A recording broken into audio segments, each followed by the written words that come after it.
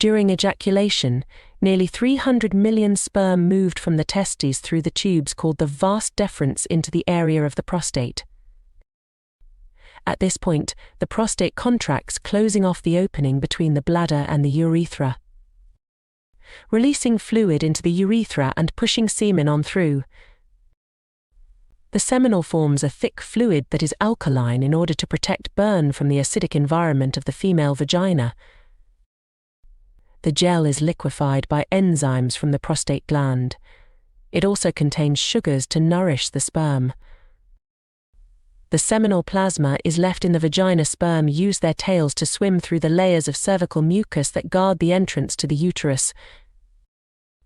During ovulation, this barrier becomes thinner and changes its acidity, creating a friendlier environment for the sperm. On the other side, after releasing the egg at about day 14 of the period, the egg arrives at a specific portion of the tube called the annular isthmic junction. It rests for another 30 hours. Fertilization occurs in this portion. Tractions propel the sperm upward into the fallopian tubes. To meet the waiting egg, sperm must travel from the vagina to the fallopian tubes, a tough journey that few sperm survive. This process may be nature's way of allowing only the healthiest sperm to fertilize the egg to provide the best chances of having a healthy baby. The first sperm enter the tubes a few minutes after ejaculation. But however, the first sperm are not likely to fertilize the egg. Motile sperm can survive in the female reproductive tract for up to 5 days. The magic happens in the fallopian tubes. The fallopian tube pushes the egg towards the uterus. Cilia pushes the sperm towards the egg. Also, the surrounding cells of the egg produce a chemical that attracts sperm. The sperm first burrow contact with the zona pellucida. The sperm bind to the receptors in the zona pellucida. Then the enzyme-filled cap of the sperm called the acrasome releases its stored digestive enzymes. Finally, the sperm must fuse with the egg plasma membrane. This event causes the egg membrane to change and prevent other sperm from attaching to it. Now attach the sperm's nucleus where the zones are stored. Enters the egg cell, looking for the egg's nucleus. Egg combines genetic material with the sperm to create a full set of chromosomal DNA with 23 pairs of chromosomes that contain a unique copy of half the genes of the parent source. This is the bluet for a whole new unique person that instantly determines gender, hair color, eye color, and many other characteristics. The combined sperm and egg is called a zygote. It is the earliest developmental stage. It divides rapidly in the days following fertilization. The zygote then travels down the fallopian tube to the uterus.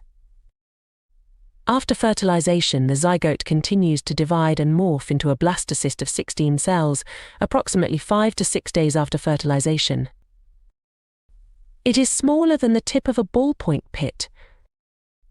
Only 20% to 30% of fertilized eggs will reach the blastocyst stage. Survive this stage of development have a high implantation potential once transferred into the uterine cavity. The blastocyst hatches out of its shell and burrow into the uterine wall, endometrium, which serves as the source of oxygen and nutrients. About 4 weeks from the beginning of the last period, near the next period, the blastocyst has begun to produce the pregnancy hormone to tell your ovaries to stop releasing eggs. From then on, the menstrual cycle pauses. The blastocyst is called an embryo now.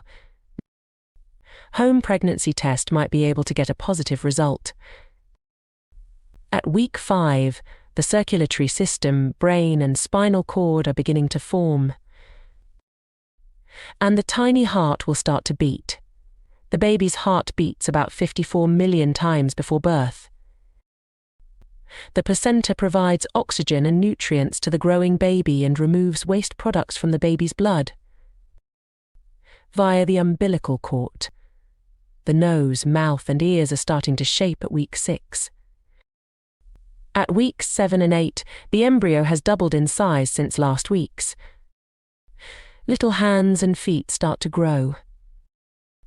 At week 9 to 12 of pregnancy, the embryo is called a fetus. The baby is almost fully formed and has completed the most critical portions. The facial features are more recognizable. The fetus's head is rotated and bent towards the chest, and he can occasionally touch his face. The diaphragm muscles start to grow. Are all at an advanced stage of development. The fetus will urinate in the amniotic sac. It is a sign of the proper functioning of the fetus's body. If the baby is a girl, her ovaries contain millions of eggs. If the fetus is a boy, his testicles will already start producing testosterone, male sex hormone, which is necessary for the development of his reproductive system. She or he is about 5 centimeters inside and 14 grams in weight. She or he is growing and maturing until ready to birth.